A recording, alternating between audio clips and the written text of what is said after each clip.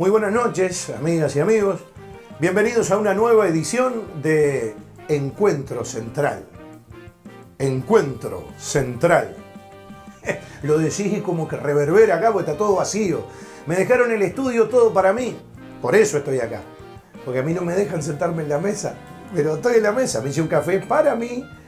Lo que pasa es que nuestro enviado, digamos, el movilero de nuestro programa, Pepe Sena, se encuentra en estos momentos en el NH Columbia para traernos todas las incidencias, todo lo que está pasando con un seminario sobre el trabajo del futuro y el futuro del trabajo.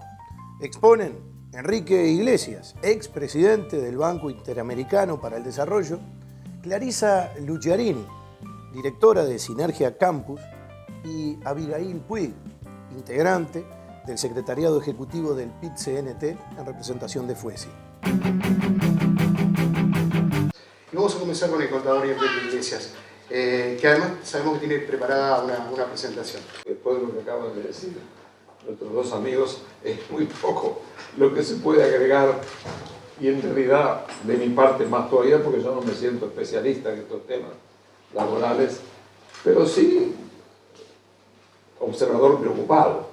Creo que estamos en presencia de grandes transformaciones en el mundo que cambian muchos de los datos con los que venimos trabajando hasta ahora, especialmente en el caso del trabajo. Me preocupa un concepto de carácter general con respecto al cambio, es decir, los países más desarrollados y aquellos que tienen mayor stock de conocimiento están mucho mejor preparados para aprovechar las oportunidades del cambio y esquivar los costos del cambio. No una vez más, las diferencias en los puntos de partida cuestionan las oportunidades, y eso lo voy a tratar de ver un poco en algunos breves comentarios que voy a hacer. Yo tomé un poco como referencia en todo esto estos 5 puntos con que la OIT trata este tema, y que creo que van a ser, en cada uno de ellos me gustaría dejar algunos comentarios inspirados en la OIT, no son materias propias, sino son fundamentalmente elementos que a mí me parece que importa destacar en este debate. La OIT nos dice primero, nos pone enfrente del tema demográfico, que es un tema. Fíjese, esta primera gráfica, que no se ve muy bien desde ahí, pero muestra algo interesante, como desde el año 1950, en aquel momento, las personas las personas llamadas mayores, las personas más de 65 años, eran apenas en el año 50 menos del 5% de la población del mundo. Van creciendo y para llegar a ser en el año 2100 el 30% de la humanidad. En el caso nuestro, yo creo que nosotros estamos llegando al 1.000.000 de personas a mediados en los años 50. Pero interesante también cómo las personas entre 15 y 29 años, que representaban en el año 1950 casi el 25% de la población, bajan al 15%. Y ese punto medio, que se va a dar aproximadamente en el año 50 en el mundo, es el momento en donde las personas mayores de 65 años superan a las personas entre 15 y 29, y termina lo que ha dado en llamarse el bono demográfico. Esto es un hecho de extraordinaria importancia, por lo que supone, desde luego, en muchos aspectos, en el sentido de que genera una enorme oportunidad, ciertamente, para revisar ese balance entre esos dos grandes grupos y cómo eso impacta las políticas económicas, y que va a tener un enorme significado para manejarnos hacia el futuro. El factor tecnológico ya fue mencionado por el video y fue mencionado también por los expositores que me han precedido. Ahí realmente estamos en presencia de la tecnología, pero siempre estuvo la tecnología desde la revolución industrial para adelante. Hemos tenido ya 4, estamos en la 4ª famosa revolución industrial, de la máquina de vapor, la electricidad, la computadora, y ahora todo el tema vinculado con la robótica y la inteligencia artificial. Esta firma famosa, McKinsey, que se dedica a analizar el futuro y es uno de los grandes think tanks que tiene hoy el mundo desarrollado para pensar el futuro, establece en un cuadro que voy a mostrar, ellos determinan que más de 100 actividades productivas van a ser objeto de profundas transformaciones en los años que vendrán. Y aquí hay una lista de las 12 más importantes, donde están, como ustedes ven, el Internet, toda la automatización del trabajo del conocimiento, entre las cosas, la nube, la robótica, los vehículos autónomos, la biotecnología, el almacenamiento de energía, la impresión 3D, los materiales avanzados, la explotación avanzada de petróleo y gas, energía, para mencionar solamente 12 de los grandes temas en los cuales habrá el impacto. Este es el tema central. Y ahí, con respecto a esta, ¿qué significa todo esto? Yo creo que hay dos grandes visiones. Hay una visión optimista, de alguna forma la visión optimista es que la robotización genera aumento en la productividad y el aumento de la productividad genera nuevas actividades, vamos a tener destrucciones en una parte del empleo y vamos a tener creatividad de empleo, como decía muy bien el presidente de la Fundación Libre Selene hace un instante. Es decir, realmente hay una dinámica creadora.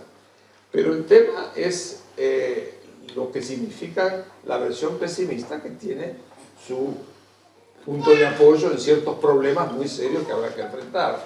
Es cómo se hace, son las incógnitas que nos va dejando el desafío. Primero, por supuesto, la volatilidad del crecimiento, cosa que es muy importante. Eso se está dando dentro de una visión donde el crecimiento tiene alternativas muy volátiles. Pero además tenemos algunos elementos más importantes todavía, y son las grandes incógnitas que se generan en ese sentido.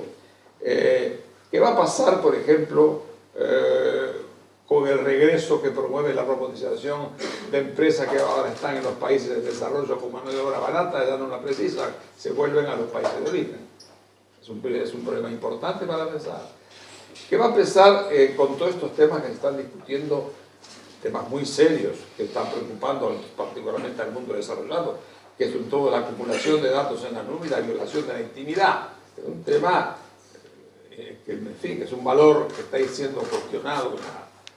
¿Qué pasa además con el tema de estas enormes empresas? Antes nosotros nos preocupábamos por la superpotencia financiera, que estaban fuera del control, y muchas de las crisis que hemos vivido pasaron porque no había control de esa.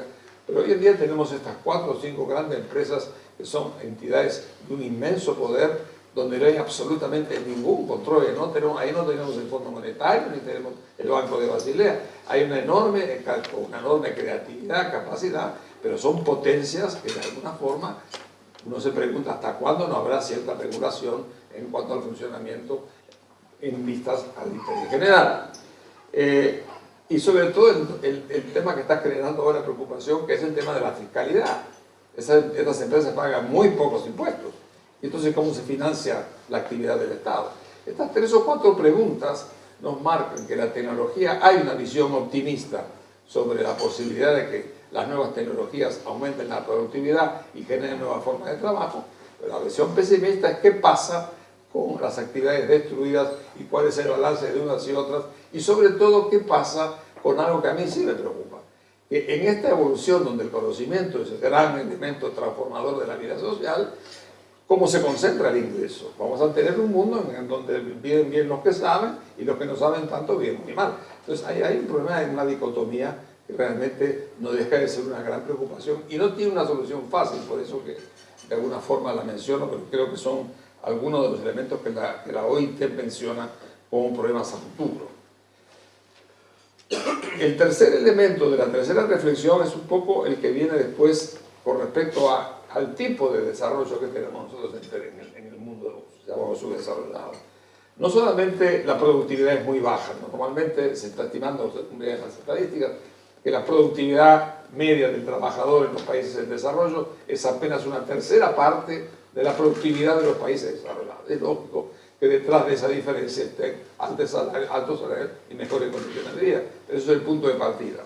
Pero además, nosotros tenemos un tema muy serio de informalidad. Según las estadísticas de la CEPAL, el 49% de la población de América Latina viene de informalidad.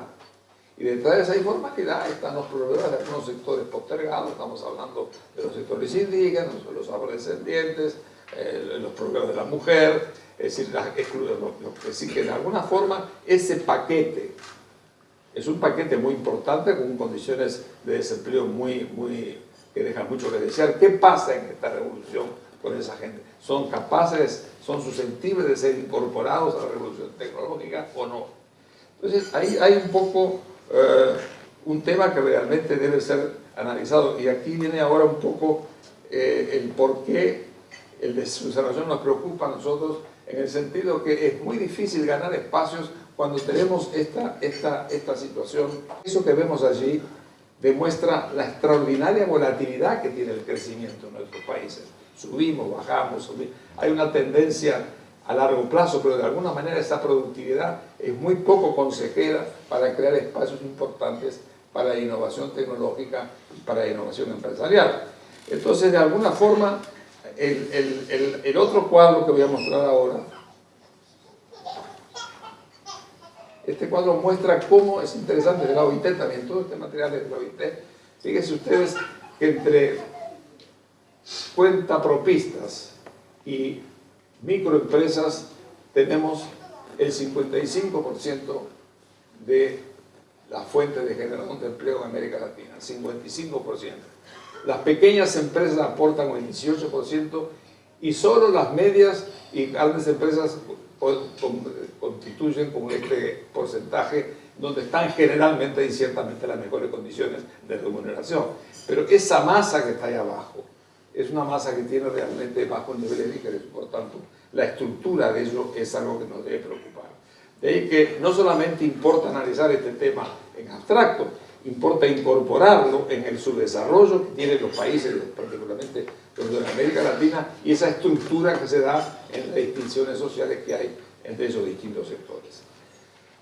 El cuarto elemento, el cuarto punto de la OIT es el tema de las nuevas formaciones de empresas. Y ahí tenemos prácticamente cómo se están entrando en nuevas condiciones, como por ejemplo todos los temas de las empresas autogestionadas, los empleos de la economía colaborativa. Hay todo un área muy importante que de alguna forma debe preocuparnos en muchos sentidos, pero particularmente en un sentido. Es decir, ¿qué va a pasar con toda esa área de la empresa con respecto a lo que significa su protección social, su salud, su pensión? Es decir, ¿cómo se regula de alguna manera en el mundo que vendrá estas nuevas estructuras empresariales que escapan a las formas convencionales, incluso a las propias formas de darse una organización sindical que de alguna manera defienda sus intereses? Ahí hay toda una temática donde algunos dicen hay que crear una nueva legislación y otros dicen no, hay que de alguna manera dejar que eso se haga en forma especial dentro de la legislación actual.